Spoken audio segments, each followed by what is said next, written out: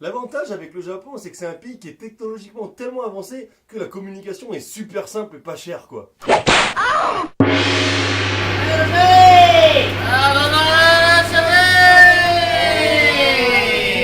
Minasan konnichiwa, c'est Swan in Japan pour une nouvelle vidéo et aujourd'hui, comme je vous ai promis dans la sienne, on va parler des téléphones portables au Japon. Tu veux venir au Japon sous un PVT, sous un visa de travail, sous un visa étudiant ou même sous un visa de touriste, avoir un téléphone portable peut s'avérer très utile dans plusieurs situations.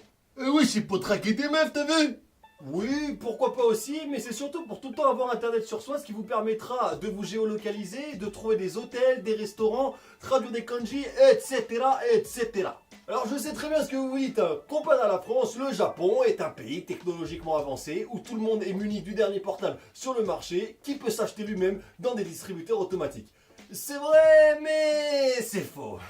Il y a effectivement la possibilité de vous acheter une carte SIM prépayée dans un distributeur dès votre arrivée à l'un des aéroports de Tokyo. C'est une solution qui peut être pratique et une expérience amusante. Est-ce que c'est la plus rentable? Non, pas du tout.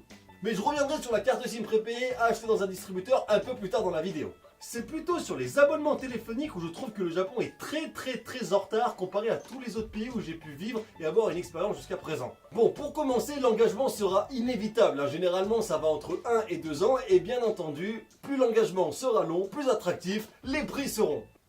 Eh, ça c'est une phrase philosophique que je viens tout juste d'inventer. Ouais, non, en fait, non, il n'y a rien de philosophique dans ce que je viens de dire. Et en plus du fait que l'engagement est obligatoire, je trouve que les prix ne sont pas très sympas, hein. Moi par exemple, je me suis engagé pour 2 ans, j'ai droit à 6 Go d'internet, SMS illimité et 2 heures d'appel, le tout pour 3400 yens par mois. What the fuck? Et attention, je suis tombé sur une offre exceptionnelle. Bon, j'avoue, j'ai le droit à un smartphone flambant neuf pour 100 yens, mais bon, hein, c'est un smartphone de base. Puis sincèrement, je trouve que 28 balles pour 2 heures d'appel et 6 Go d'internet, c'est pas donné. Même Chico, dans les années 2000, il t'entubait moins, quoi. En fait, au Japon, la téléphonie est tellement chère et contraignante qu'elle en est devenue obsolète. Les Japonais eux-mêmes ne téléphonent plus. Moi, par exemple, ça fait un peu plus d'1 an que j'ai contracté mon téléphone. Je ne me suis servi de mon téléphone qu'une seule fois. C'était pour appeler mon dentiste quand j'avais un carré. Et encore, il m'a dit que j'aurais pu le contacter par email. Quoi? Mais bien sûr que si, ils se contactent entre eux les Japonais. Non mais je sais qu'ils sont bizarres ces jaunes, mais ça veut pas dire qu'ils sont associables pour autant. Il existe quelque chose qui s'appelle Internet et c'est avec ça que les Japonais communiquent principalement. J'entends par là que via des réseaux sociaux tels que Skype, WhatsApp, Viber, ça j'avais oublié celui-là. Et surtout, Line. Ah ouais, alors je vais être direct. Si tu veux te faire des amis au Japon, il faut que tu télécharges Line. C'est très simple.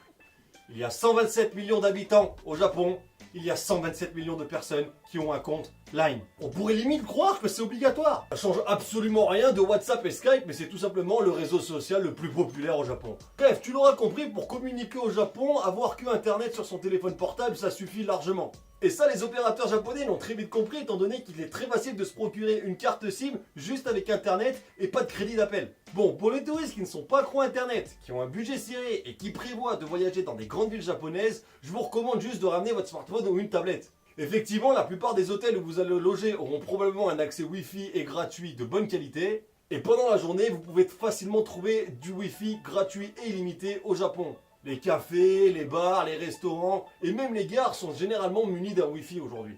Pour les selfie stick woman and man qui veulent absolument prendre une photo à côté de tous les temps pour pouvoir la poster instantanément sur Instagram, vous allez avoir la possibilité d'acheter une SIM prépayée ou un pocket Wi-Fi. Ah ouais, le pocket Wi-Fi, j'allais l'oublier celui-là. Alors comme son nom l'indique, hein, c'est un Wi-Fi de poche, c'est quelque chose qui n'a absolument pas percé en France mais qui est très populaire au Japon. C'est un petit boîtier qui va vous permettre de connecter jusqu'à 10 appareils en très bon débit et en illimité, et qui fournit un accès internet à peu près dans 98% du pays. Toujours pour les touristes, je ne vous conseille pas, comme je vous l'ai dit tout à l'heure, d'acheter votre carte SIM dans un distributeur. Effectivement, l'expérience peut paraître amusante en premier temps, mais c'est vraiment très cher.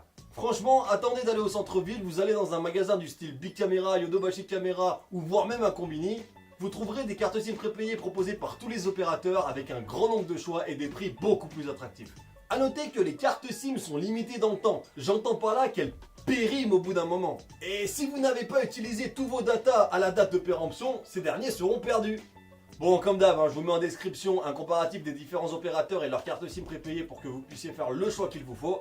Et pour ceux qui verront cette vidéo avant le départ, sachez qu'il est possible de vous faire livrer votre carte SIM ou votre Pocket Wi-Fi à l'aéroport, dans votre hôtel ou même à votre domicile avant votre départ. Ça coûte pas forcément plus cher, c'est un gain de temps, c'est plus pratique. Bref, je vous mettrai en description des liens vers les entreprises qui proposent ce service très pratique.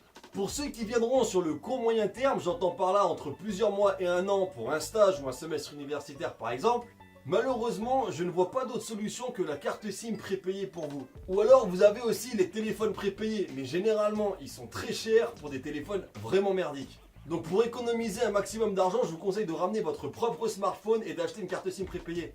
Allez bien voir le comparatif en description pour pas trop vous faire entuber parce que ça reste quand même généralement relativement cher. Enfin, pour les visas travail ou les PVT, c'est avec Rage que je vais vous parler de l'opérateur Ijmio. Pourquoi avec Rage ? Parce que je connaissais pas cet opérateur avant de m'engager avec ce putain de Huawei mobile de merde. Ijmio, c'est un opérateur qui propose des services à des prix très compétitifs et qui vous permettra d'avoir un numéro de téléphone, ce qui fait quand même un peu plus pro lorsque vous recherchez un emploi. Je crois que pour 1600 yens par mois, vous pouvez avoir 2 heures d'appel, SMS illimité et 3 gigas d'internet. Et en plus, vous allez pouvoir payer avec votre carte de crédit française. Putain de sa merde! Cet opérateur propose aussi d'avoir un forfait que avec internet, que SMS et internet, que appel et internet, enfin bref, tout un tas d'offres assez attrayantes. Comme d'hab, je te laisserai aller voir ça en cliquant sur le lien que je mettrai en description. Bon, j'ai entendu dire qu'ils avaient quand même quelques frais cachés que l'on ne retrouve pas chez les opérateurs, tels que des frais d'ouverture de compte ou des frais de carte SIM. Mais jusqu'à présent, sur le marché japonais, c'est l'opérateur le meilleur rapport qualité-prix que j'ai pu voir. Je peux me tromper, j'en sais rien. D'ailleurs, si t'en vois un meilleur, t'hésites pas à m'en parler en commentaire. Voilà, c'est à peu près tout ce que j'avais à dire sur les téléphones au Japon. T'hésites pas à aller voir les liens que je mettrai en description qui peuvent être vraiment utiles. Si t'as d'autres idées de vidéos, t'hésites pas non plus à lâcher un com pour me les proposer. Je les étudierai et voir ce que je peux faire. Il en est de même pour les questions, si tu en as. T'oublies pas de jouer le trio gagnant, ça porte chance. Et puis je suis toujours sur les réseaux sociaux, Instagram et Twitter si tu veux voir mon quotidien au Japon. Voilà, moi je vous laisse et je vous dis juste que la prochaine vidéo va sûrement en intéresser plus d'un puisqu'elle portera sur comment trouver un travail au Japon. Je vous remercie d'avoir regardé cette vidéo et je n'ai plus qu'à vous dire... Sayonara!